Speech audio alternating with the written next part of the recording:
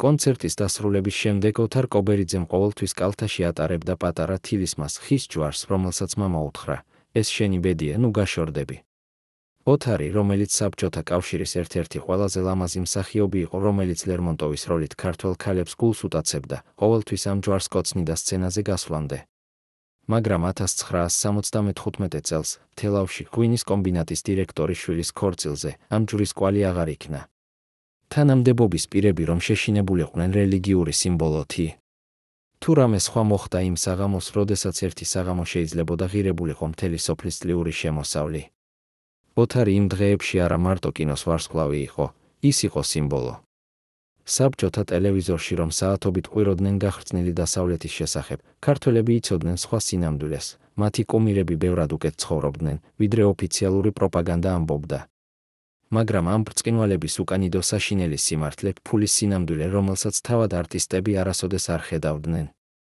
ოთარს ფილარმონია მიაქცევდა თვეში 126 მანეთის ხელფასს იმ თანხას, რომელსაც ინჟინერიც იღებდა, თბილისის ქარხნებში რომ იკაწრებოდნენ, სადაც დაუშრეტელი საათების გამო ბავშვებს თითქმის ვერ ხედავდნენ. საჭკვიანი კაცი 7 რვა ოჯახს უნდა გამოეკვებებინა ამ ფულით, როცა ბაზარზე ყოველი კილო ხახვი ერთმანეთს უდიოდა. ხოლო თუ დედამ რძე უნდა შეეძინა ბავშვს, წელიწადში მინიმუმ 60-ოდე 60 მანეთს დახარჯავდა.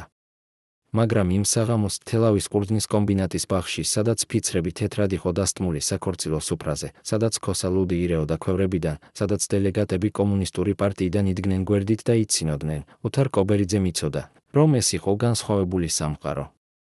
ცეხოვიკები, ის ფარული მილიონერები, რომლებიც ღვინის ქარხნიდან სახელმწიფო გეგმების შესაბამისად ქურდავდნენ საქონელს და შავ ბაზარზე ყიდდნენ, იყვნენ ახალი არისტოკრატია.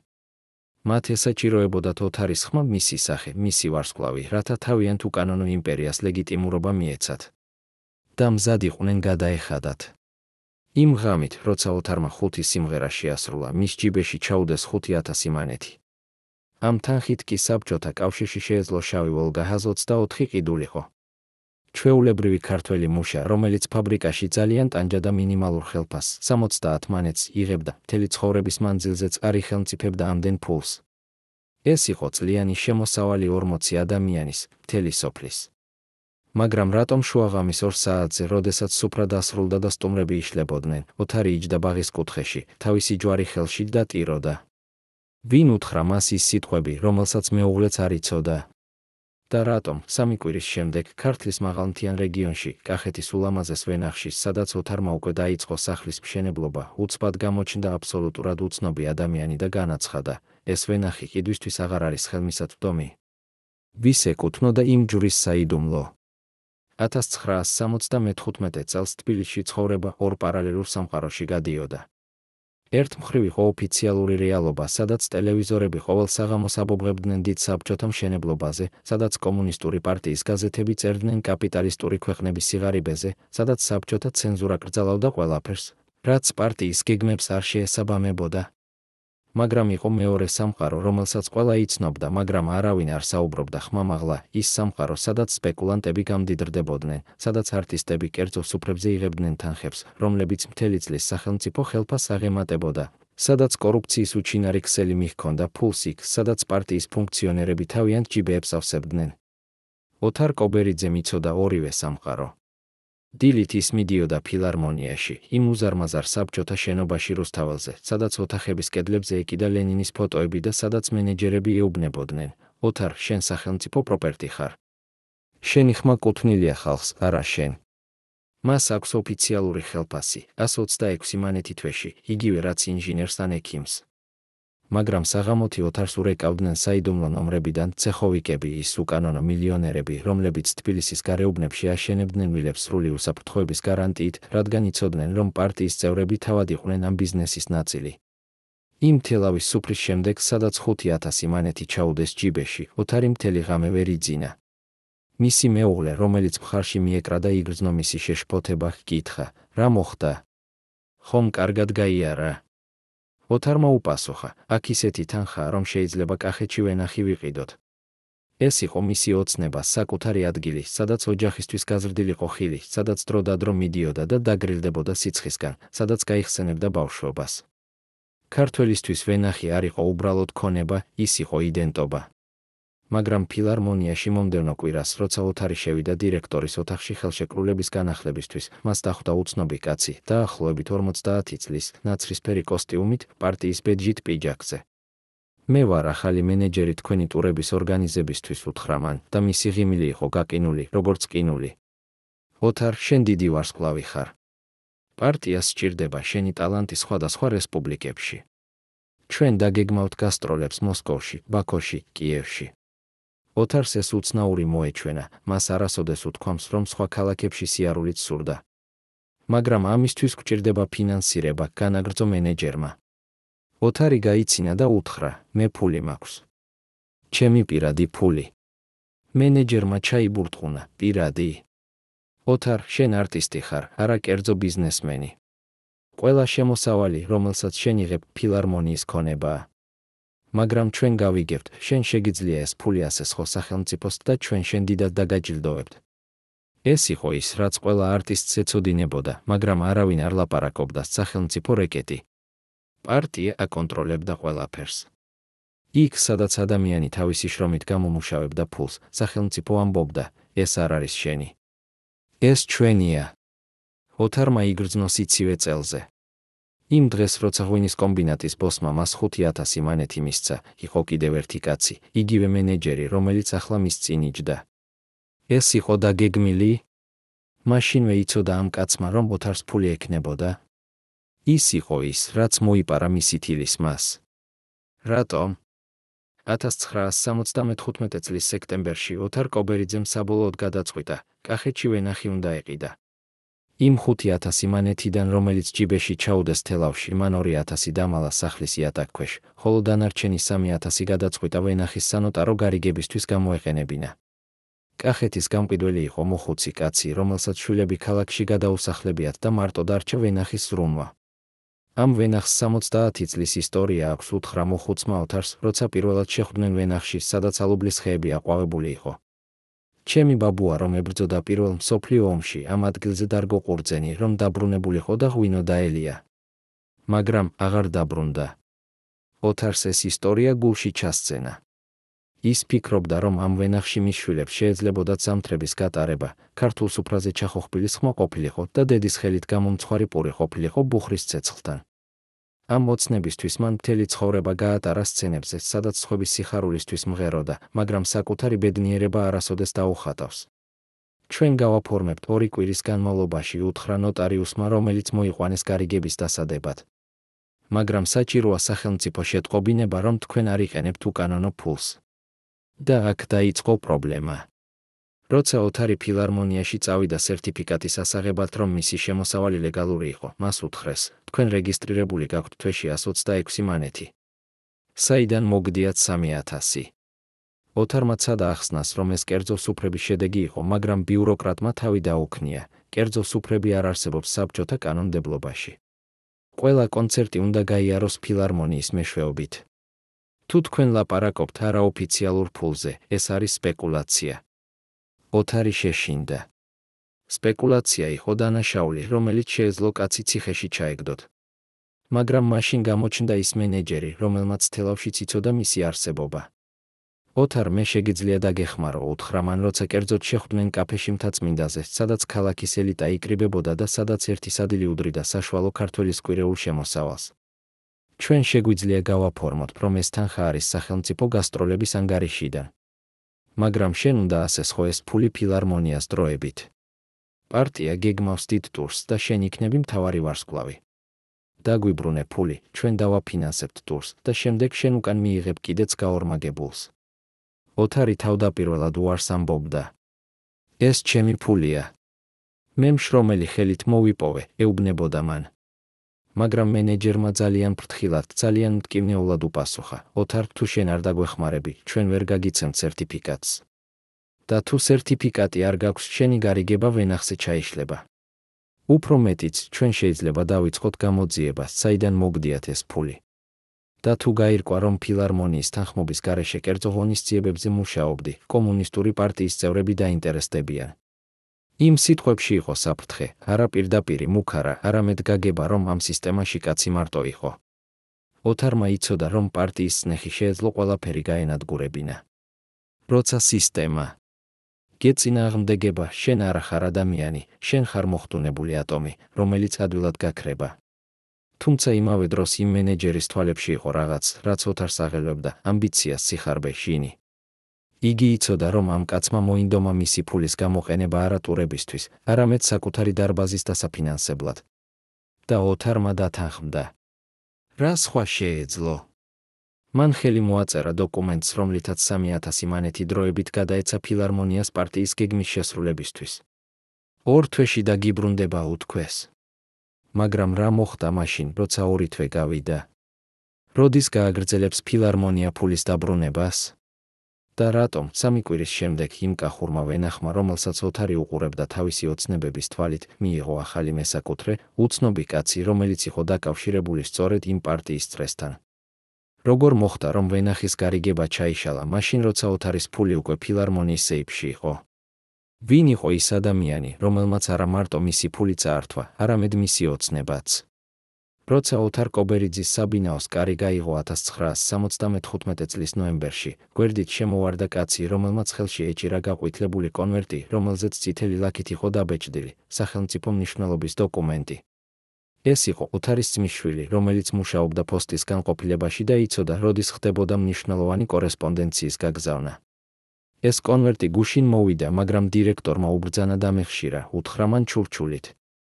მე გადავწყვიტე შენთვის ჩამომეტანა, რადგან იქ წერია შენი სახელი და ტელავის ნოტარიუსის შტამპი. ოთარმა კონვერტი შეშფოთებით გახსნა და აღმოაჩინა საბუთი, რომელზეც, როგორც ჩანდა, იყო დაწერილი, რომ მისი ვენახის გარიგება ბათილად გამოცხადდა საეჭვო შემოსავლის წყაროს გამო.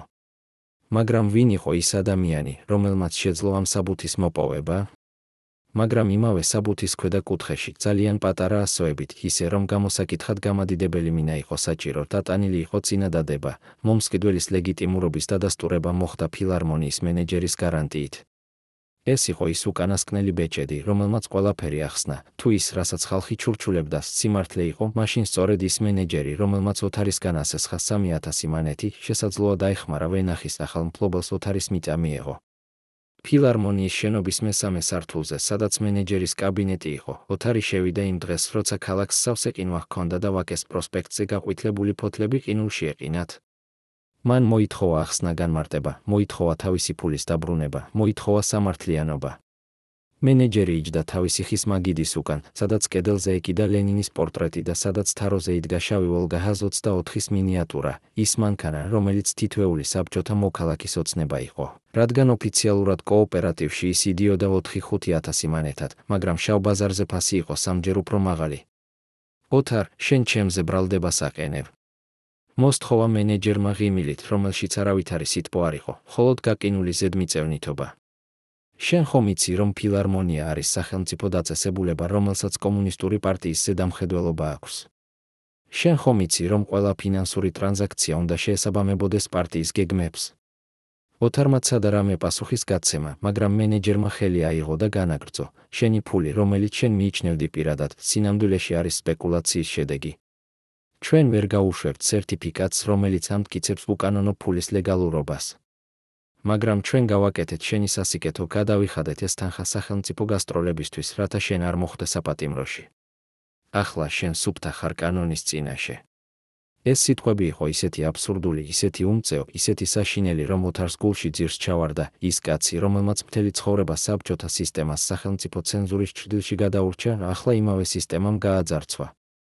იმ საღამოს ოთარი დაბრუნდა სახლში და უთხრა მეუღლეს, ჩვენი ვენახი აღარ არის. ჩვენი ფული აღარ არის. და მე აღარ ვიცი, რას ვხედავ ამ სარკეში. მისი ხმა იყო გატეხილი არა სევდისგან, არამედ გაბრაზებისგან, იმ სახის ბრაზისგან, რომელიც შენ შიგნით იცვის და გიწვავს, რადგან შენ იცი, რომ სამართლიანობა არ არსებობს იქ, სადაც პარტიის წევრები აკონტროლებენ ყველაფერს. იმ ღამეს, როცა თბილისის სახურავებზე თოვლი დაიწყო, ოთარ კობერიძემ გადაწყვიტა, რომ აღარ იმუშავებდა ფილარმონიის შეკვეთებზე. მაგრამ რა სხვა შეეძლო? სადაც არ უნდა ჩართო, იქ იყო იმავე პარტიის ხელები, იქ იყო იმავე სპეკულანტების ქსელი, იქ იყო იმავე სახელმწიფო რეკეტის ჭრდილი. რატომ საბჭოთა სისტემა, რომელიც ყოველ საღამოს ტელევიზორში ლაპარაკობდა ხალხის კეთილდღეობაზე, ნებას რთავდა სწორედ ხალხის გატაცებას? როგორ შეეძლო კაცს, რომელმაც მთელი წელი იმუშავა და მოიპოვა ფული საკუთარი ნიჭით, დაკარგულიყო ყველაფერი ერთი ხელმოწერით? და როგორ იყო შესაძლებელი, რომ ვენახი, რომელიც უნდა ყოფილიყო ოთარის ოჯახური სამოთხე, აღმოჩნდა სხვის ხელში, იმ სხვის, რომელსაც პარტიის კავშირები ჰქონდა? 1976 წელს ოთარ კობერიძემ დაიწყო ცხოვრება ისე, როგორც საბჭოთა კავშირის უმეტესმა არტისტმა იცოდა, ორმაგი სიმართლის ჭრდილში. ოფიციალურად მას კვლავ უნდა გაიარა სახელმწიფო კონცერტები ფილარმონიის შეკვეთით, მაგრამ საიდუმლოდ ის გაიხსნა კარები ახალი სამყაროსკენ, იმ უჩინარ ქსელში, სადაც ფული მოძრაობდა იქ, სადაც კანონი არ აღწევდა. ეს იყო თბილისის ნაწილი, რომელიც არასოდეს არ ჩანდა გაზეთებში, მაგრამ რომელზეც ყველა ლაპარაკობდა ჩურჩულით, ის ადგილები, სადაც ცეხოვიკები კრებდნენ მილიონებს სახელმწიფო საწარმოებიდან საქონლის გაყიდვით, სადაც პარტიის ფუნქციონერები იყიდებოდნენ სუფრებზე შვილების ქორწილებისთვის, სადაც არტისტები ხდებოდნენ ბრწყინვალე დეკორაცია უკანონო იმპერიების ფასადებზე. ოთარს მოუწოდეს ახალ ადგილას, კერძო სახლში ცხნეთში, იმ ელიტარულ დასახლებაში, სადაც თბილისის მდიდარი საზოგადოება აშენებდა ვილებს პანორამული ხედებით კავკასიის მთებზე. სახლის პატრონი იყო ადამიანი, რომელსაც ყველა ეძახდა ბატონ ზურაბს, თუმცა მისი რეალური საქმიანობა იყო რაღაც, რასაც არავინ ხმამაღლა არ ლაპარაკობდა, ის იყო დაკავშირებული საბაჟოს დეპარტამენტთან, სადაც იმპორტული საქონელი, ვიდეომაგნიტოფონები, ტაპეტები, ელექტრონიკა შემოდიოდა საბჭოთა კავშირში არალეგალურად და შემდეგ გადადიოდა შავ ბაზარზე, სადაც ფასები იყო 10-ჯერ უფრო მაღალი ოფიციალური სტანდარტისა. ამ კაცს ჰქონდა მანქანა, რომელიც ოთარისთვის ჯერ ოცნებად რჩებოდა, შავი ვოლგა HAZ-24, რომელიც პარკირებული იყო სახლის წინ, გამოსვეტილი და ბრწყინავდა ისე, თითქოს ის იყო სტატუსის სიმბოლო, არა მხოლოდ ტრანსპორტი. ოთარ ძვირფასო ჩემო მიესალმა ბატონმა ზურაბმა, მის ხელში ეჭირა რქაღვინო, რომელიც მთაწმინდის რესტორნებში უნდა შეიძლებოდა მთელი თვის ხელფასი დაეჯდათ ჩვეულებრივ ინჟინერს. შენ იცი, რატომ მოგიწვიეთ? დღეს ჩვენ ხვდებით ძალიან განსაკუთრებულ სტუმრებს, სახელმწიფო დეპარტამენტის წარმომადგენლებს, რომლებიც იღებენ გადაწყვეტილებებს, თუ ვინ იღებს კონტრაქტებს მოსკოვის საბაჟოსთან. და მათ სჭირდებათ გართობა, მათ სჭირდებათ შენი ხმა, მათ სჭირდებათ ის ვარსკვლავი, რომელსაც საბჭოთა ხალხი უყვარს. ოთარმა იცოდა, რა ნიშნავდა ეს, ის იქნებოდა ის ადამიანი, რომელიც ამ სტუმრებს გაასუფთავებდა ხარვეზიანი გარიგებების არსებობას, რადგან მათ შეეძლოთ ყოველთვის თქმა, რა ავსაკადებელი, რომ ოთარ კობერიძე იყო აქ. იმ საღამოს, როდესაც ოთარმა დაიწყო სიმღერა ცხნეთის იმ სახლის ეზოში, სადაც ტერასიდან ჩანდა თბილისი, როგორც პატარა სანთლების ზღვა, მას გადაეცა ფული 4000 მანეთი. ეს იყო უფრო მეტი, ვიდრე იმ წლის ჯამური ხელფასი ფილარმონიიდან. მაგრამ ამჯერად ოთარმა არ გამოთქვა ოცნება ვენახის შესახებ. ამჯერად მან უბრალოდ ჩაიდო ფული ჯიბეში და წავიდა სახლში. მისი მეუღლე, რომელსაც ყოველთვის ხედავდა მის თვალებში წუხილს, ჰკითხა, ისევ იგივე ადამიანები. ოთარმა თავი დაუქნია, სხვები. მაგრამ იგივე სისტემა. მაგრამ იმ დღეს, როდესაც ოთარი იჯდა თავის საწოლში და ითვლიდა კუპიურებს, რომლებიც 100 მანეთის ღირებულების იყო და რომლებზეც იყო დაბეჭდილი ლენინის პორტრეტი, მან შენიშნა რაღაც უცნაური, 2 კუპიურას ჰქონდა პატარა ჭრილობა კიდეზე, სწორედ იქ, სადაც ასოები იწყებოდა. ეს იყო ნიშანი, რომელიც გამოიყენებოდა შავ ბაზარზე იმის დასადასტურებლად, რომ ფული წარმოშობილი იყო კონკრეტული წყაროდან, ისეთი წყაროდან, რომელიც მოძრაობდა სახელმწიფო სისტემის უკანონო ქსელებში. ოთარმა იფიქრა, თუ პოლიციამ იპოვა ჩემთან ეს ფული, მათ იცოდნენ, საიდან მომდინარეობს. და მან გადაწყვიტა, რომ აღარასოდეს შეინახავდა ამ თანხას სახლში. მაგრამ სადა? ბანკში. საბჭოთა კავშირის ბანკები იყო სახელმწიფო კონტროლის ქვეშ, სადაც თითოეული დეპოზიტი იყო რეგისტრირებული და სადაც დიდი თანხის არსებობა გამოიწვევდა კითხვებს, როდიდან მოგდიათ? ოთარმა გადაწყვიტა, რომ ფული დამალოს სახლის იატაკ ქვეშ, ისევე როგორც 1975 წელს, როდესაც თელავის ფული დამალა. მაგრამ იმ დღეს, როდესაც ფული იატაკის ფიცრის ქვეშ ჩააწყო, მას უცბად მოუვიდა აზრი, ეს ფული არასოდეს იქნება ჩემი. ეს ყოველთვის იქნება ვინმე სხვისი. რატომ არტისტი, რომელიც იმ დროს იყო საბჭოთა სახლის ყველაზე შესანიშნავი სახე, ვერ ისარგებლებდა საკუთარი შრომის ნაყოფით? რატომ უნდა მოლოდინი ჰქონოდა, რომ ყოველი ხელმოწერა, ყოველი კონცერტი, ყოველი ღამე, რომელშიც ის მღეროდა სხვების სასიამოვნოდ, იყო უბრალოდ ახალი გზა სახელმწიფო ხაფანგისკენ? და როდის შეეძლო ამ კაცს იმის თქმა, რომ ის არის თავისუფალი? მაგრამ რომ გავიხსენოთ უკან 1974 წელს, ოთარ კობერიძეს უკვე ეცოდინება, რომ მისი ცხოვრება არ იყო მისი. მას ჰქონდა სახლი ვაკეში, იმ უბანში, სადაც ელიტა ცხოვრობდა, სადაც ჩავჩავაძის პროსპექტიდან ლაშქრობის ხილებისა და დედების გრძნობა იყო, სადაც ყოველდღიურად მეზობლები გადაჰყავდათ თავიანთ შვილებს საუკეთესო სკოლებში, სადაც ყოველი კიბე დახატული იყო ძვირადღირებულ ხალიჩებით, რომლებიც თურქეთიდან შემოჰქონდათ იმ სპეკულანტებს, ვინც დაკავშირებული იყო საზღვრის კონტროლთან. ოთარს ჰქონდა მეუღლე, რომელიც უყვარდა და რომელთანაც ერთად ზრდიდა შვილს. მას ჰქონდა სახელი, რომელსაც ქუჩებში ცნობდნენ, რომელსაც კინოთეატრებში აპლოდისმენტებით იღებდნენ, რომელსაც პატივს სცემდნენ. მაგრამ მას არ ჰქონდა ის ერთი, რაც ყველაზე მეტად სურდა, თავისუფლება.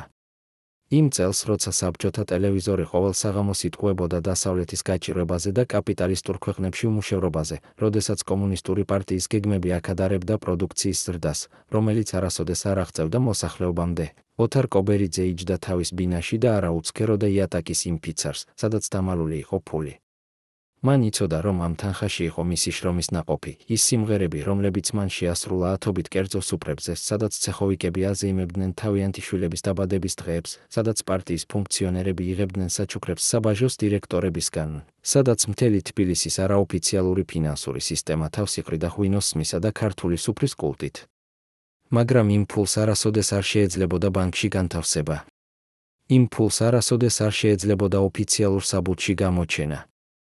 რადგან თუ შეეცდება, მაშინვე გამოჩნდებოდა ის კითხვა, რომელიც ნგრეოდა ყველაფერს, საიდან მოგდიათ. და მაშინ დაიწყებოდა გამოძიება და მაშინ დაიწყებოდა პარტიის ზეწოლა და მაშინ ოთარ კობერიძე, საბჭოთა კავშირის ვარსკვლავი, ხდებოდა სპეკულანტი, კრიმინალი, მოღალატე. ეს იყო ის სისტემა, სადაც კაცი, რომელიც მუშაობდა, ისჯებოდა, ხოლო კაცი, რომელიც პარტიის წევრი იყო და იცავდა სახელმწიფო გეგმებს, იმარჯვებდა. ოთარის მეუღლე ხშირად ხედავდა, როგორ იჯდა ის ღამით სუფრასთან, სადაც უკვე ცივი იყო ჩახოხბილი, სადაც უკვე ქაფი იყო შავი ჩაი, სადაც უკვე ჩანთა იყო უგულობელყოფილი. მას ესმოდა, რომ ოთარი ფიქრობდა იმ ვენახზე, რომელიც კახეთში დაკარგა, იმ ოცნებაზე, რომელიც ერთი ხელმოწერით გაქრა, იმ მომავალზე, რომელსაც სხვამ წაართვა. ოთარ, შენ კიდევ დააგვიანებ, უთხრა ერთხელ მეუღლემ. შენ კიდევ უნდა წახვიდე რომელიღაც სუფრაზე, სადაც შენ მოგაცილებენ თბილად ფულს, მაგრამ შენ არასოდეს ვერ იქნები მისი რეალური მფლობელი. ოთარმა მაშინ თქვა, მე არ ვარ მფლობელი. მე ვარ მსახიობი. და მსახიობი არასოდეს არ ფლობს რაიმეს, ის მხოლოდ თამაშობს რაიმეს. მაგრამ იმ დღეს, როდესაც მას ახალი შეკვეთა მოვიდა კერძო სახლიდან, არა თბილისიდან, არამედ ბორჯომიდან, იმ საკურორტო ქალაქიდან, სადაც საბჭოთა ელიტა ატარებდა შვებულებებს და სადაც მინერალური წყალი იყო ის პროდუქტი, რომელიც ექსპორტირდებოდა მთელ კავშირში, ოთარმა იცოდა, რომ ეს იყო ახალი საფეხური. ბატონმა, რომელმაც დარეკა, თქვა, ჩვენ გვინდა, რომ შენ იყო ჩვენს კერძო ღონისძიებაზე. იქ იქნება ადამიანები, რომლებიც აკონტროლებენ მინისტრების საბჭოს თანხების განაწილებას. ეს იყო ის ადგილი, სადაც საბჭოთა კავშირის რეალური ფული მოძრაობდა, არა ხალხისთვის, არამედ პარტიისთვის. ოთარმა თქვა, არა. პირველად მის კარიერაში მან უარი თქვა ფულზე. რადგან მან იცოდა, რომ თუ წავა, თუ კიდევ ერთხელ იქნება იმ ადამიანების მხიარული დეკორაცია, რომლებიც ვპარავენ სახელმწიფო ქონებას, მაშინ ის იქნება თანამონაწილე. და ოთარ კობერიძე, რომელსაც შეეძლო ყველაფრის დაკარგვა, ვენახის, ფულის, ოცნებების, არ სურდა დაეკარგა ის ერთი, რაც ჯერ კიდევ ჰქონდა, თავისი ხელშეუხებლობა. მაგრამ რამდენ ხანს შეეძლო კაცს უარი ეთქვა იმ სისტემაზე, რომელშიც იგი ცხოვრობდა? ფილარმონიის მენეჯერი ყოველ დღეს რეკავდა. პარტიის ფუნქციონერები აპირებდნენ. ცეხოვიკები გვთავაზობდნენ თანხებს, რომლებიც ათჯერ აღემატებოდა მის ხელფასს. და თუ ოთარი არ მუშაობდა, მაშინ როგორ იცხოვრებდა?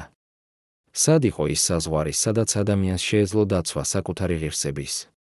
და ვის ეკუთვნოდა ოთარ კობერიძე, საკუთარ თავს თუ სახელმწიფოს? მაგრამ თუ ოთარ კობერიძეს რამე დარჩა იმ წლებში, როდესაც ყველაფერი ერთმანეთს ჰგავდა, თეთრი სუფრები, სადაც ყოველთვის იყო იგივე სახეები, იგივე პარტიის ბედჟები, იგივე გაყინული ღიმილები, ეს იყო ერთი ადამიანი, რომელსაც ის მეგობრად თვლიდა. მისი სახელი იყო გოჩა და ის მუშაობდა ფილარმონიის ადმინისტრაციულ განყოფილებაში, სადაც კედლებზე ჩამოკიდებული იყო 1974 წლიდან დაწყებული ფოტოები, თბილისის თეატრალური სამყაროს ისტორია, სადაც ყველა იმიჯი იყო ბრწყინვალება და ყველა სიტყვა იყო სახელმწიფო პროპაგანდა. გოჩა იყო ის ადამიანი, რომელიც ყოველთვის აფრთხილებდა ოთარს, ნუ ენდობი მენეჯერს, ნუ ენდობი იმათ, ვინც პარტიის სამყაროში ცხოვრობენ, მაგრამ ოთარი არასოდეს ნამდვილად არ ისმენდა. რადგან როდესაც ადამიანს მთელი ცხოვრება ასწავლებენ, რომ სისტემა უმთავრესი, რომ კომუნისტური პარტიის გეგმები უზრუნველყოფს სამართლიანობას, როდესაც საბჭოთა ცენზურა კრძალავს ყველაფერს, რაც არ შეესაბამება ოფიციალურ ხაზს, ძნელია იმის გაგება, რომ შენი ყველაზე ახლობელი შეიძლება იყოს შენი ყველაზე სახიფათო მტერი.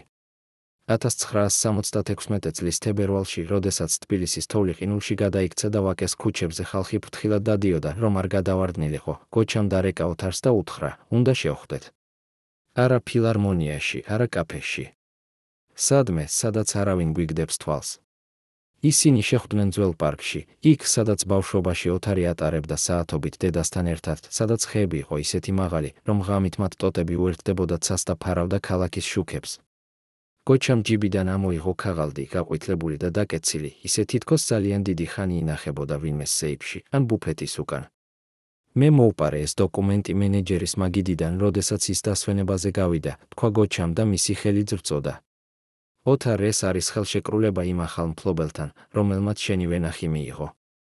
და იცი რა? მოწერა არის იქ, სადაც ძალიან ნათლად ჩანს, რომ გარიგების გარანტი იყო სწორედ შენი მენეჯერი. ოთარმა წაიკითხა ის სიტყვები, რომლებიც იყო დაწერილი იმ დოკუმენტში, ქართულად, რუსულად, ორივე ენაზე, რათა იურიდიული ძალა ჰქონოდა მთელ საბჭოთა კავშირში, და იქ იყო წერტილი, რომელშიც ნათქვამი იყო: ვენახის შეძენის ფინანსური საფუძველი დადასტურებულია ფილარმონიის მენეჯერის პირადი გარანტიით, რომელიც ადასტურებს, რომ თანხა წარმოშობილია სახელმწიფო კონტრაქტების შედეგად. ეს იყო უკანასკნელი ბეჭედი, უკანასკნელი მტკიცებულება. ის კაცი, რომელმაც ოთარისგან ასესხა 3000 მანეთი და რომელმაც უთხრა, რომ ეს იყო სახელმწიფო გასტროლებისთვის, სინამდვილეში იყენებდა იმ ფულს იმისთვის, რომ დაეხმარა სხვას ვინმე ახალ ადამიანს, რომელსაც პარტიასთან ჰქონდა კავშირი. შეეძინა ის ვენახი, რომელიც უნდა ყოფილიყო ოთარის ოჯახური სამოთხე. ეს არის პირდაპირი მოღალატეობა, თქვა გოჩამ. ოთარ, მან გაყიდა იმ ახალ მფლობელს, რომელმაც ვერ იშოვა საკმარისი ფული ვენახის შესაძენად და მენეჯერმა გამოიყენა შენი თანხა, რათა გაეფორმებინა გარიგება მისი სახელით. ოთარ კობერიძეს, რომელიც მთელი ცხოვრება ასწავლებდნენ, რომ მეგობრობა არის წმინდა, რომ ქართული სუფრა არის სახელშეკრულებო, რომ ადამიანი, რომელსაც შენ თავს აძლევ, არასოდეს არ გაგატყუებს, მოუწია იმის გაგება, რომ ის კაცი, რომელსაც ის თავს ენდობოდა, იმიტომ რომ იყო ფილარმონიის ნაწილი, იმიტომ რომ იყო სახელმწიფო წარმომადგენელი, სინამდვილეში იყო სპეკულანტი, უარესი ვიდრე ის ცეხოვიკები, რომლებიც მაინც პირდაპირ ამბობდნენ, რომ ისინი ჰპარავდნენ სახელმწიფო ქონებას. მენეჯერი იყო ორმხრივი მავნე, ის იყენებდა პარტიის ძალაუფლებას, რათა შეემცირებინა არტისტები და იყენებდა არტისტების ფულს, რათა გაემდიდრებინა თავისი ახლობლები. რატომ? ჰკითხა ოთარმა გოჩას და მისი ხმა იყო დაქვეითებული არა სევდისგან, არამედ განცვიფრებისგან, იმ სახის განცვიფრებისგან, როდესაც ადამიანი აღმოაჩენს, რომ სამყარო არ არის ის, რაც ეგონა. რატომ მან ეს გააკეთა? გოჩამ უპასუხა: რადგან შეეძლო. რადგან სისტემა, რომელშიც ჩვენ ვცხოვრობთ, არ აქვს სამართლიანობა. აქ არის მხოლოდ კავშირები და პარტიის ზეწოლა. მაგრამ იმავე დღეს, როდესაც ოთარი დაბრუნდა სახლში და ჩაიკეტა თავის ოთახში, სადაც კედელზე ეკიდა ის ხის ჯვარი, რომელიც მამამისი დაუტოვა, მან იგრძნო, რომ რაღაც ეს ჯვარიც აღარ იყო ის ნიშანი, რაც ადრე იყო, ეს აღარ იყო ბედის სიმბოლო, არამედ მხოლოდ დანარჩენი ნამსხვრევი იმ ოცნებებისა, რომლებსაც საბჭოთა სისტემამ გაანადგურა. და მან იფიქრა, თუ კაცი, რომელსაც შენ ენდობოდი, შენ გაატყუო, მაშინ ვის შეიძლება ენდო? რატომ საბჭოთა კავშირში, სადაც ყოველ საღამოს ტელევიზორში ლაპარაკობდნენ ბრძოლაზე სპეკულანტებთან, სწორედ სახელმწიფო წარმომადგენლები იყვნენ ყველაზე დიდი სპეკულანტები? რატომ ის ადამიანები, რომლებიც პარტიის ბედჟებს ატარებდნენ და ლაპარაკობდნენ ხალხის ინტერესებზე, სინამდვილეში ჰპარავდნენ თავად იმ ხალხს? და როგორ შეეძლო ოთარ კობერიძეს, რომელსაც დარჩა მხოლოდ ფულის ერთი ნაწილი იატაკის ქვეშ და გაქრებული ოცნება, ცხოვრება იმ სამყაროში, სადაც ყოველი ნაბიჯი იყო ახალი ხაფანგი? 1979 წლის მარტში, როცა თბილისში გაზაფხული იწყებოდა და ვაკის ხეები კვირტებს შლიდნენ, ოთარ კობერიძეს დაურეკა უცნობი ნომრიდან, ისეთი ხმა, რომელსაც ადრე არასოდეს არ გაუგონია, მაგრამ რომელშიც იყო ავტორიტეტი, რომელიც არ საჭიროებდა წარდგენას. ოთარ ბატონო, მე ვარ რეზო და ჩვენ უნდა შევხვდეთ ძალიან მალე, თქვა ხმამ, და იმ წინადადებაში არ იყო თხოვნა, არამედ ბრძანება. ეს არის შენი ინტერესების საკითხი. ეს არის შენი ვენახის საკითხი. ოთარი შეშინდა, რადგან იმ სიტყვებში იყო ის, რაც მას სურდა დაევიწყებინა, რაც მას სურდა დაემარხა თავისი ფულის ქვეშ იატაკის იმ ფიცარში, სადაც უკვე წლები გადიოდა და სადაც კუპიურები იწყებდნენ გაყვითლებას. მან უთხრა: არ ვიცი, ვინ ხარ და რა გინდა. ხმამ გაიცინა და ეს იყო ცივი სიცილი, რომელიც არ ეკუთვნოდა მეგობარს, არამედ ადამიანს, რომელსაც ჰქონდა ძალაუფლება. ოთარ, ჩვენ ვიცით ყველაფერი. და ჩვენ გვინდა დაგეხმაროთ. მაგრამ ამისთვის უნდა შევხვდეთ პირისპირ. შეხვედრა დაინიშნა კერძო რესტორანში მთაწმინდაზე, იქ სადაც ფანჯრებიდან ჩანდა თბილისი, როგორც ბრწყინვალე ქვების ნაკრები, სადაც თითოეული სანთელი იყო ვინმეს სახლი, ვინმეს ოცნება, ვინმეს ტრაგედია. ოთარი შევიდა რესტორანში და დაინახა კაცი, რომელიც იჯდა კუთხის მაგიდასთან, დაახლოებით 50 წლის, პაწაწინა წვერით, მუქი კოსტიუმით, რომელიც არ იყო საბჭოთა მასმარკეტის პროდუქტი, არამედ რაღაც უცხოური, შესაძლოა პოლონური ან ჩეხური, რომელიც იმპორტირებული იყო შავი ბაზრის საშუალებით. გვერდით ეჯდა ორი კაცი, ორივე უფრო ახალგაზრდა, ორივე უფრო მკაცრი, ორივე მუქარების გარეშე, მაგრამ თვალებში იყო ის ჰაერი, რომელიც ამბობდა, ჩვენ შეგვიძლია ყველაფრის გაკეთება. ოთარ, მოდი, დაჯექ, თქვა რეზომ და მან არ გაიღო ხელი სალამისთვის, რადგან ეს იყო ახალი სტილი, საქმიანი, ცივი, უგრძნობელო. შენ იცი, რატომ შეგიძახე? შენ დაკარგე ვენახი კახეთში. ჩვენ ვიცით, ვინ არის პასუხისმგებელი. და ჩვენ ვიცით, სად არის შენი ფული. ოთარმა შეეცადა იმის გაგებას, ვინ იყო ეს ადამიანი, პოლიციელი. პარტიის წარმომადგენელი? თუ უბრალოდ ახალი სახის სპეკულანტი, რომელიც პოსტსაბჭოთა პერიოდში იწყებდა თავისი იმპერიის აშენებას. ჩვენ შეგვიძლია დაგეხმაროთ შენი ფულის დაბრუნებაში, განაგრძო რეზომ. მაგრამ ამისთვის საჭიროა ერთი მარტივი საქმე, შენ უნდა იმუშაო ერთ განსაკუთრებულ ღონისძიებაზე. ოთარმა ჰკითხა, რა ღონისძიებაზე? რეზომ უპასუხა, პრივატული შეკრება. ადამიანები, რომლებიც აკონტროლებენ იმ მენეჯერს, რომელმაც შენი ფული წაართვა. ისინი აკრიბებენ უფრო დიდ გარიგებას, სახელმწიფო ქონების პრივატიზაციას, რომელიც მოახლოებულია, როდესაც საბჭოთა კავშირი დაიშლება. და ისინი სჭირდებათ შენი სახე, შენი რეპუტაცია, შენი სახელი, რათა გარიგებას ლეგიტიმურობა მიეცეს. ეს იყო ახალი თამაში, სადაც აღარ იყო სუფრები და სიმღერები, არამედ იყო რეალური ქონების განაწილება, რეალური მილიონები, რომლებიც მოძრაობდნენ იმ ადამიანების ხელში, რომლებსაც ჰქონდათ ცუდომა პარტიის გეგმებზე, სახელმწიფო საბუთებზე, ყველაფერზე, რაც საბჭოთა კავშირში იყო ძალაუფლება. ოთარმა თქვა, არა. მე აღარ ვარ ის ადამიანი, რომელიც იყენებენ. რეზომ გაიცინა, ოთარ, შენ ჯერ კიდევ ის ადამიანი ხარ. მაგრამ თუ შენ ვარ სიტყვი, მაშინ შენი ფული არასოდეს დაბრუნდება. და შენი ვენახი არასოდეს იქნება შენი. მაგრამ თუ დათანხმდები, ჩვენ შეგვიძლია გავაკეთოთ ერთი საქმე, ჩვენ შეგვიძლია დავაყენოთ მენეჯერი ისე, რომ მან დააბრუნოს შენი თანხა. ჩვენ შეგვიძლია. რადგან ჩვენ ვიცით, საიდან მოდის მისი ფული. და ეს არის ისეთი საიდუმლო, რომელიც შეუძლია მას ციხეში ჩააგდოს. ოთარ კობერიძეს, რომელმაც მთელი ცხოვრება ეცადა განერიდებინა პოლიტიკური თამაშები, რომელმაც ცდილობდა იყოს მხოლოდ არტისტი და არა სისტემის ნაწილი, მოუწია იმის გაგება, რომ ის იყო გახლეჩილი ორ სამყაროს შორის, ერთი, სადაც ის იყო მსხვერპლი, და მეორე, სადაც ის შეიძლებოდა გახდარიყო თანამონაწილე. და იმ საღამოს, როდესაც რეზო ელოდა პასუხს, ოთარმა თქვა, მე მჭირდება დრო ფიქრისთვის. რეზომ უპასუხა, შენ გაქვს ორი კვირა. შემდეგ ჩვენ გაგიგზავნით მისამართს, სადაც იქნება ღონისძიება. თუ მოხვალ, შენი ფული დაბრუნდება. თუ არა, მაშინ დამალე იატაკის ქვეშ ის ფული, რაც დარჩა და ნუ იმედოვნებ, რომ რაიმეს შეიძენ.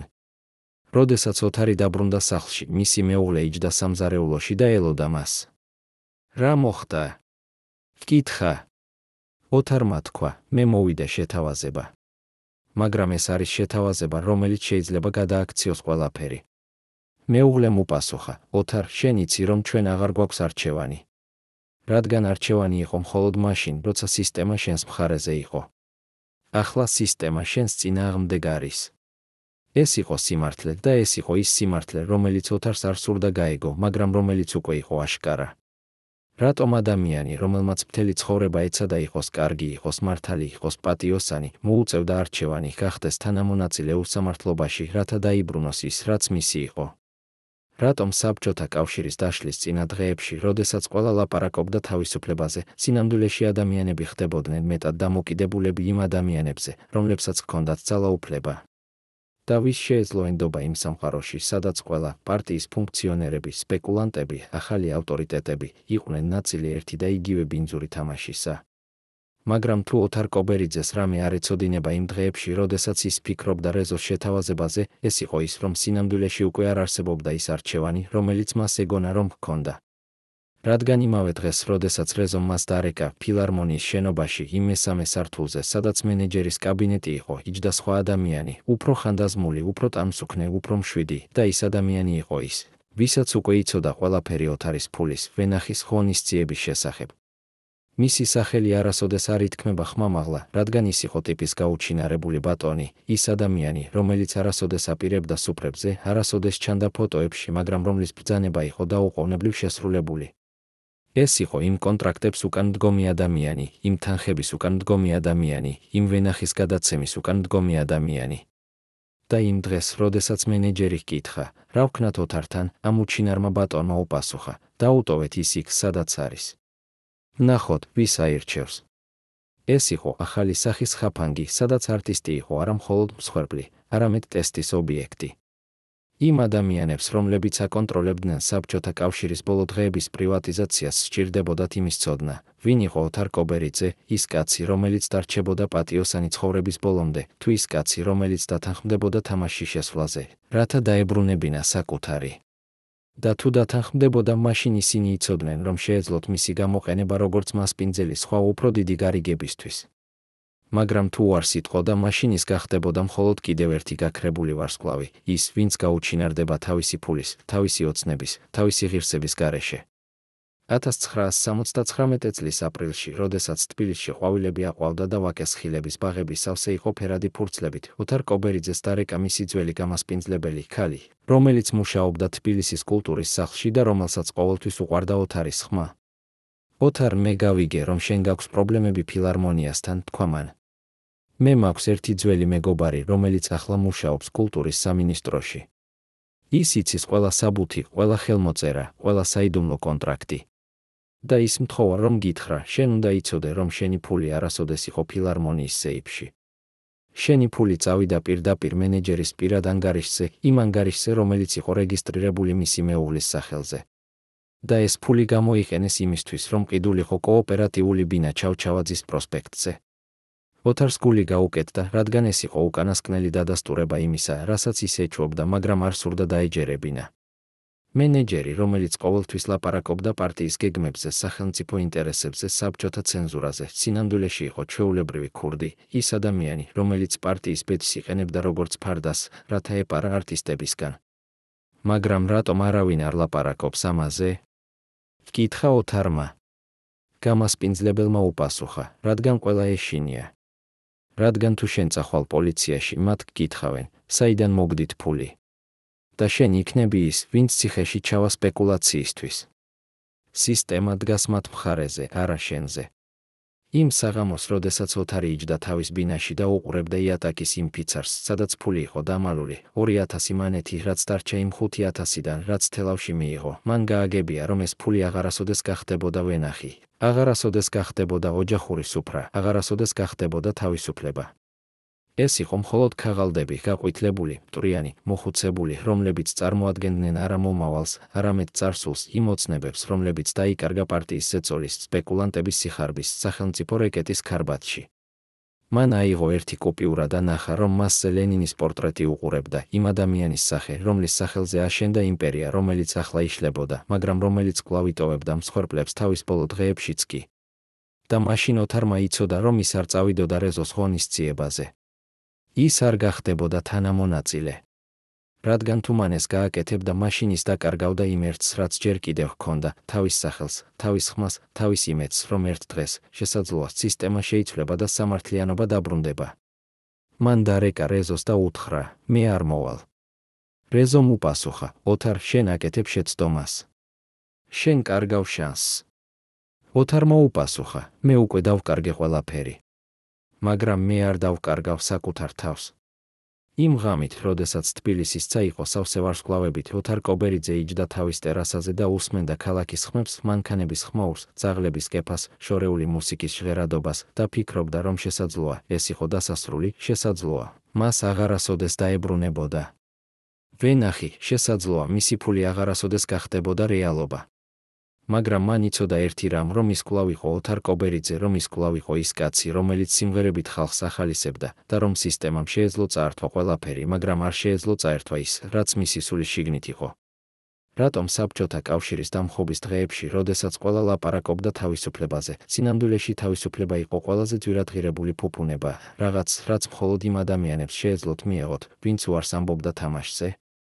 რატომ ადამიანი, რომელმაც მთელი ცხოვრება იმუშავა, იწვა, ოცნებობდა, მოუწია არჩევანი, გაყიდოს საკუთარი სული ფულისთვის, თუ შეინარჩუნოს ღირსება და დარჩეს ცარიელი ხელებით?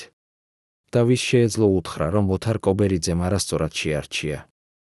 მაგრამ იმ გადაწყვეტილების შემდეგ, როდესაც ოთარმა უარი თქვა რეზოს შეთავაზებაზე, დაიწყო რაღაც, რაც მას არასოდეს წარმოედგინა, არა პირდაპირი მუქარა, არა ღია შანტაჟი, არამედ უფრო საშინელი რამ, უჩინარი იზოლაცია. პირველ კვირაში შეწყდა ყველა შეკვეთა კერძო სუფრებიდან, ის ტელეფონები, რომლებიც ადრე რეკავდნენ თითქმის ყოველ დღე ახლა დადუმბნენ, თითქოს ოთარის ნომერი წაშლილიყო ყველა ადრესატის წიგნიდან. მეორე კვირაში ფილარმონიის მენეჯერმა მას უთხრა ტელეფონით, ძალიან ოფიციალური ტონით, რომელშიც არ იყო გრძნობა, ოთარ, დროებით არ გვაქვს შენთვის კონცერტები, რადგან პარტიის გეგმები შეიცვალა და ახლა პრიორიტეტი ენიჭება ახალგაზრდა არტისტებს. ეს იყო ის კოდი, რომელიც ყველამ იცოდა, ახალგაზრდა არტისტები ნიშნავდა არა ასაკს, არამედ იმას, ვინც თანხმდებოდა იმ წესებზე, რომლებიც სისტემამ დააწესა. მესამე კვირაში ოთარმა შეამჩნია, რომ მისი სახელი აღარ ჩანდა გაზეთებში, იმ გამოცემებში, სადაც ადრე ყოველთვის იბეჭდებოდა მისი ფოტო და სადაც მას უწოდებდნენ ხალხის საყვარელ ვარსკვლავს. ახლა კი, როდესაც კულტურული განყოფილება აქვეყნებდა სიებს სახელმწიფო ღონისძიებებისთვის, ოთარის სახელი არ იყო. ეს არ იყო შემთხვევითი, ეს იყო სიგნალი, რომელიც გაგზავნილი იყო მთელი თბილისის სამხატვრო საზოგადოებისთვის, ეს კაცი აღარ არის ჩვენი. და იმ სამყაროში, სადაც სახელმწიფო რეკეტი აკონტროლებდა ყველა სცენას, ყველა კონცერტულ დარბაზს, ყველა საშუალებას შემოსავლისთვის, ეს ნიშნავდა სიკვდილს, არა ფიზიკურს, არამედ პროფესიულს.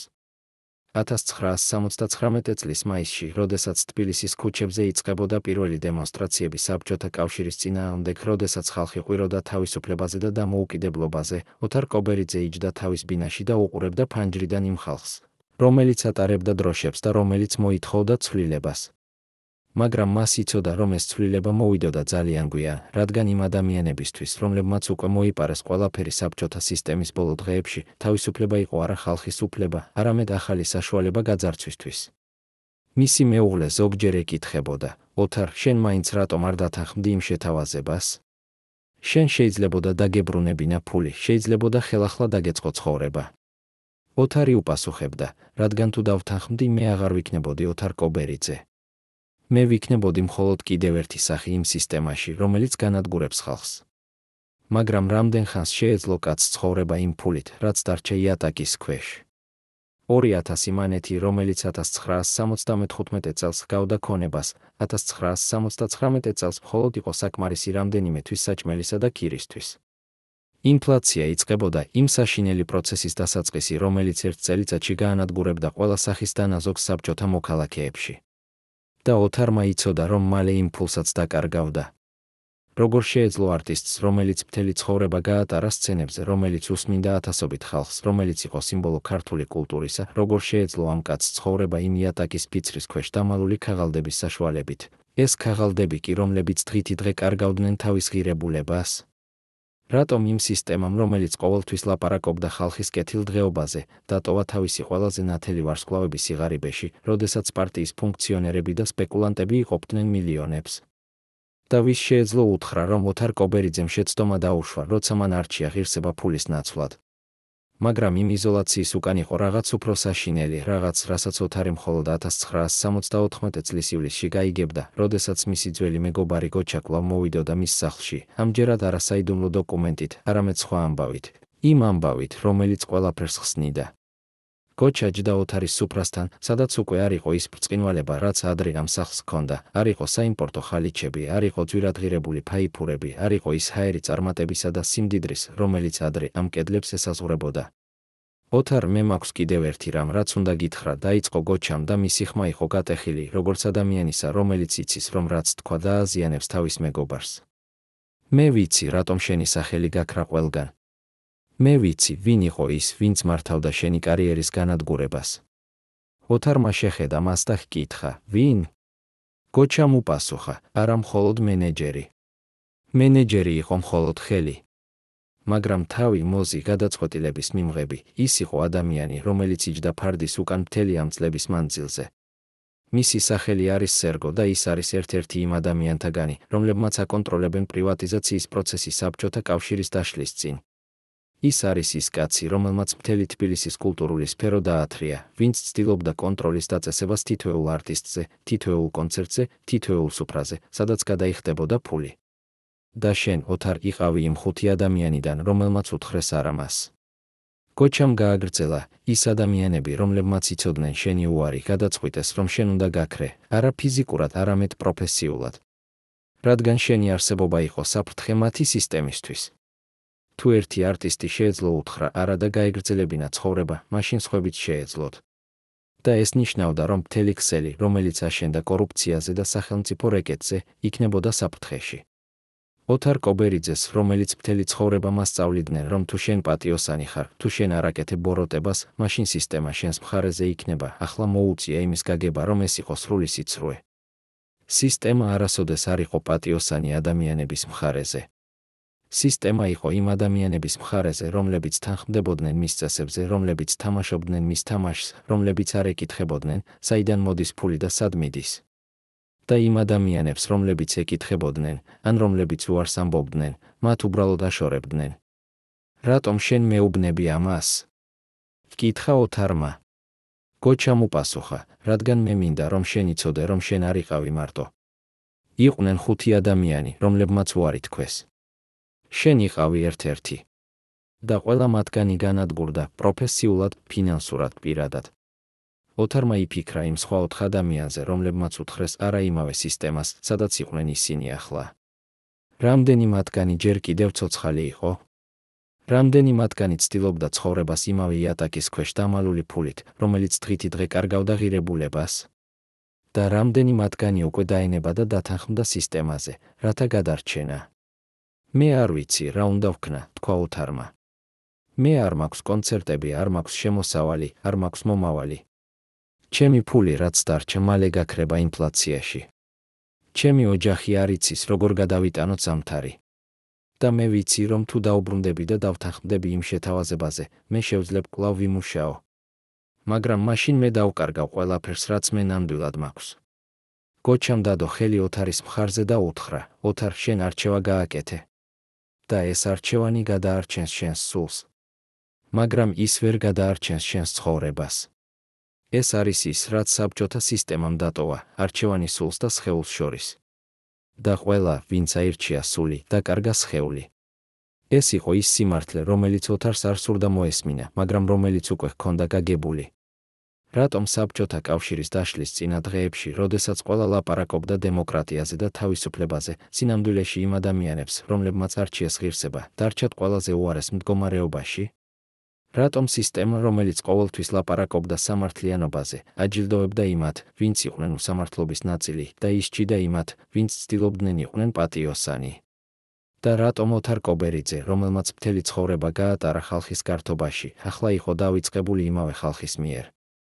1991 წლის დეკემბერში, როდესაც საბჭოთა კავშირი ოფიციალურად დაიშალა და თბილისის ქუჩებზე ხალხი აღნიშნავდა დამოუკიდებლობას, ოთარ კობერიძე იჯდა თავის ბინაში და უყურებდა ტელევიზორს, სადაც ყველა არხი გადასცემდა ახალ ამბებს. ამბებს იმის შესახებ, თუ როგორ ქმნიდა საქართველო თავის ახალ სახელმწიფოს, თუ როგორ იწყებდა ახალ ცხოვრებას, თუ როგორ შეიცვლებოდა ყველაფერი. მაგრამ ოთარისთვის ეს ცვლილება არ მოაქვს იმედს, რადგან მან იცოდა, რომ ის ადამიანები, რომლებმაც აკონტროლებენ საბჭოთა სისტემის ბოლო დღეებში ფული, იყვნენ იმავე ადამიანები, რომლებიც ახლა აკონტროლებდნენ ახალი სახელმწიფოს რესურსებს. სახელები შეიცვალა, დროშები შეიცვალა, მაგრამ სისტემა დარჩა იგივე სისტემა, სადაც ძალაუფლება ეკუთვნოდა იმათ, ვისაც ჰქონდა კავშირები და ვინც არ ეშინოდა ქურდობის. იმ თვეში ოთარმა გაიგო, რომ მისი ძველი მენეჯერი, რომელმაც ასესხა მისი 3000 მანეთი, ახლა იყო გახდა ერთ-ერთი პირველი კერძო ტურისტული კომპანიის მფლობელი, კომპანიის, რომელიც იყიდა სახელმწიფო სასტუმროებს და რომელიც იწყებდა ბიზნესს უცხოური ინვესტორებით. ეს იყო პრივატიზაცია, ის პროცესი, რომელზეც ყველა ლაპარაკობდა როგორც ეკონომიკური თავისუფლების დასაწყისზე, მაგრამ რომელიც სინამდვილეში იყო ყველაზე დიდი გაძარცვა მთელი საბჭოთა კავშირის ისტორიაში. იმ ადამიანებს, რომლებსაც ჰქონდათ პარტიის კავშირები, ჰქონდათ ფული სახელმწიფო ქონების კიდვისთვის, იმ ქონების, რომელიც ათწლეულების მანძილზე იყო აშენებული ხალხის გადასახადებით. და ოთარის ფული ის 3000 მანეთი, რომელიც უნდა ყოფილიყო მისი ვენახი, ახლა იყო ნაწილი იმ კაპიტალის, რომელიც მენეჯერმა გამოიყენა თავისი ახალი იმპერიის ასაშენებლად. ოთარმა დარეკა ფილარმონიაში, სადაც ახლა უკვე სხვა ადამიანები მუშაობდნენ, ახალი თაობა, რომელიც არაფერი იცოდა საბჭოთა დროის შესახებ და რომელიც ამბობდა, რომ ყველა ძველი კონტრაქტები გაუქმებული იყო.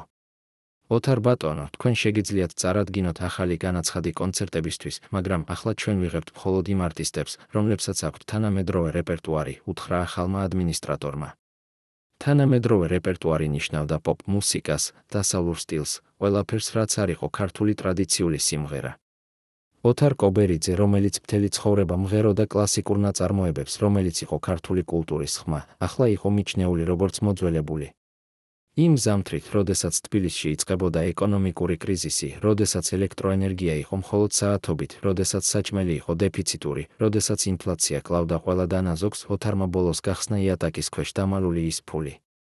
2000 მანეთი, რომელიც 1975 წელს ჰგავდა ქონებას, 1982 წელს ღირდა ქუჩაში ერთი თვის პურის ყიდვას. ყველაფერი, რისთვისაც იგი მუშაობდა, ყველაფერი, რისთვისაც იგი იმღერა, ყველაფერი, რისთვისაც იგი უარს ამბობდა თანამშრომლობაზე სისტემასთან, ყველაფერი გაქრა იმ გაყვითლებულ ქაღალდებში, რომლებზეც ლენინის პორტრეტი ეღიმებოდა მას მდამსი ღიმილით. თითქოს ამბობდა, შენი ფიქრე, რომ შენ შეინახავდი რაიმეს. არაფერი არ ეკუთვნის შენ. ყველაფერი ეკუთვნის სისტემას.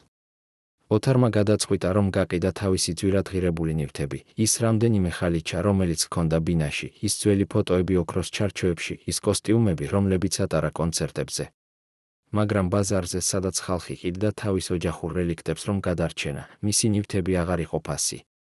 ყველა ყიდდა იგივეს, ყველა ცდილობდა გადარჩენას. და ის რამ, რაც ადრე ითვლებოდა ფუფუნებად, იმპორტული ხალიჩები, ძვირადღირებული ფაიფური, ახლა იყო უბრალოდ ნამსხვრევები წარსულისა, რომელსაც არავინ არ სჭირდებოდა. ოთარის მეუღლე ხშირად ამბობდა, ოთარ, შენ კიდევ შეგიძლია სცადო. შენ კიდევ შეგიძლია დაურეკო იმ რეზოს, ან იმ სხვა ადამიანებს, რომლებმაც შეგთავაზეს საქმე. შენ კიდევ შეგიძლია დაბრუნდე. მაგრამ ოთარი იცოდა, რომ ის აღარ შეეძლებოდა დაბრუნება. რადგან თუ დაბრუნდებოდა, ეს ნიშნავდა, რომ ყველა ის წელი, რომელიც მან გაატარა პატიოსნებაში, იყო უაზრო. ეს ნიშნავდა, რომ მისი ოჯახის სიღარიბე, მისი კარიერის განადგურება, მისი ოცნებების დაკარგვა, ყველაფერი იყო თავისთავად მიზანი. და ოთარს არ სურდა ეს აღიარება. როდესაც იხილავ კაცს, რომელიც იყო ვარსკვლავი, რომელიც იყო სიმბოლო, რომელიც იყო იმედი, როდესაც ხედავ მას, როგორც ისჯდება თავის ცარიელ ბინაში და უყურებს იმ გაყვითლებულ ქაღალდებს, რომლებზეც წერია თანხები, რომლებსაც აღარ გააჩნია ღირებულება, როდის შეიძლება თქმა, რომ ეს კაცი არჩევა შეცდომა იყო? თუ პირიქით, შეიძლება თქმა, რომ ეს კაცი იყო ერთადერთი, ვინც გააკეთა სწორი არჩევანი იმ სამყაროში, სადაც ყველა სხვა თამაშობდა ბინძურ თამაშს.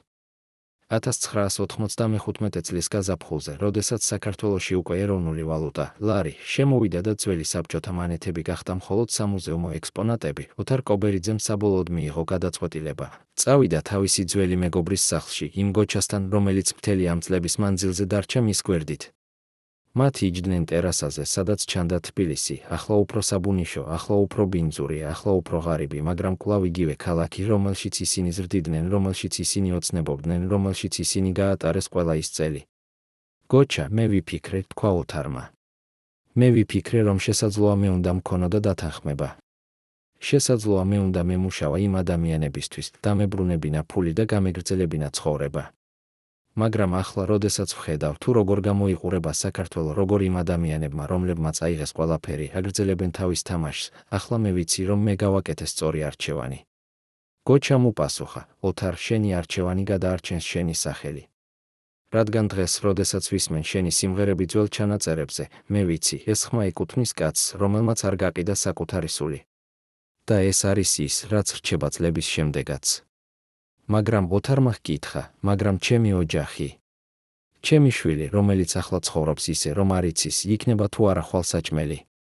მე დავკარგე ვენახი, დავკარგე ფული, დავკარგე კარიერა. რა დარჩა? გოჩა მიუთითა ოთარის გულზე და უთხრა, დარჩა ეს. დარჩა ის, რაც არავინ ვერ წაართმევს, შენი ხმა, შენი მეხსიერება, შენი იდენტობა. იმ საღამოს, როდესაც ოთარი დაბრუნდა სახლში, მან ბოლოს ჩამოეხსნა იატაკის ფიცარი და ამოიღო ის ბოლო გაყვითლებული ქაღალდები, ის მონეტები, რომლებზეც ლენინის პორტრეტი ახლა ჰგავდა არა ავტორიტეტს, არამედ დამცინა მოჩვენებას. მან ეს ქაღალდები ჩააგდო ცეცხლში, არა სიძულვილით, არამედ განთავისუფლებით. რადგან იმ წამში მან იცოდა, რომ ეს ფული, რომელიც არასოდეს იყო მისი, აღარასოდეს იქნებოდა მისი. მაგრამ ის, რაც იყო მისი ხმა, მისი სიმღერები, მისი იდენტობა როგორც კაცის, რომელმაც უთხრა არა სისტემას, ეს ყოველთვის იქნება მისი. და რაც შეეხება იმ მენეჯერს, რომელმაც წაართვა ოთარს 3000 მანეთი და ვენახი. იმ ქალბატონ მარიამის თქმით, რომელიც აგრძელებდა მუშაობას ფილარმონიის არქივში, მენეჯერმა თავისი ბიზნესი აღარ გააგრძელა დიდი ხნის, რადგან 1986 წელს მისი კომპანია გაკოტრდა, როდესაც გამოირკვა, რომ მისი პარტნიორები იყვნენ დაკავებულები საზღვრის კონტრაბანდაში. ყველა ის ქონება, რომელიც მან მოიპოვა, ბინები, მანქანები, სასტუმროები, ყველაფერი კონფისკირებული იყო. და ის კაცი, რომელიც ადრე ამბობდა პარტიის გეგმებზე, ახლა ჯდა პატარა ბინაში და ცდილობდა გადარჩენას პენსიით. სამართლიანობა? არა. მაგრამ ისტორიის ირონია, დიახ. ოთარ კობერიძეს, რომელმაც დაკარგა ყველაფერი მატერიალური, დარჩა ის ერთი, რაც სისტემამ ვერასოდეს შეძლო წაერთვა, პატივი. და როდესაც დღეს, 1999 წელს, ახალგაზრდა თაობა უსმენს მის ძველ ჩანაწერებს, ისინი არ იცნობენ ამბავს იმის შესახებ, თუ როგორ დაკარგა ვენახი ან როგორ იპარა ფული. ისინი მხოლოდ იცნობენ ხმას, იმ ხმას, რომელიც კვლავ ღიმის ქართველების კულებში და რომელიც კვლავ ასწავლის, რომ ზოგჯერ ყველაზე დიდი გამარჯვება არის არა ის, რასაც შენ ინახავ, არამედ ის, რასაც შენ არ კარგავ შენი სული. მეგობრებო, შენ როგორ ფიქრობ ოთარ კობერიძეზე? იყო იგი მსხვერპლი იმ საბჭოთა სისტემისა და მისი სპეკულანტური წრეებისა, თუ თავად იყო პასუხისმგებელი საკუთარი ბედისთვის, რადგან უარი თქვა თამაშზე? დაწერე შენი აზრი კომენტარებში, ჩვენთვის მნიშვნელოვანია, ხსოვენ თუ არა მას შენს ქალაქში, რა მოგონებები გაქვს იმ დროის შესახებ, როდესაც ყველაფერი იყო შესაძლებელი, მაგრამ არაფერი იყო სამართლიანი. დააცექ ლაიქს ჭეშმარიტების გულისთვის და გამოიწერე არხი, რათა მიიღო მეტი ისტორიები იმ ადამიანების შესახებ, რომლებმაც აირჩიეს ღირსება ფულის წინაშე.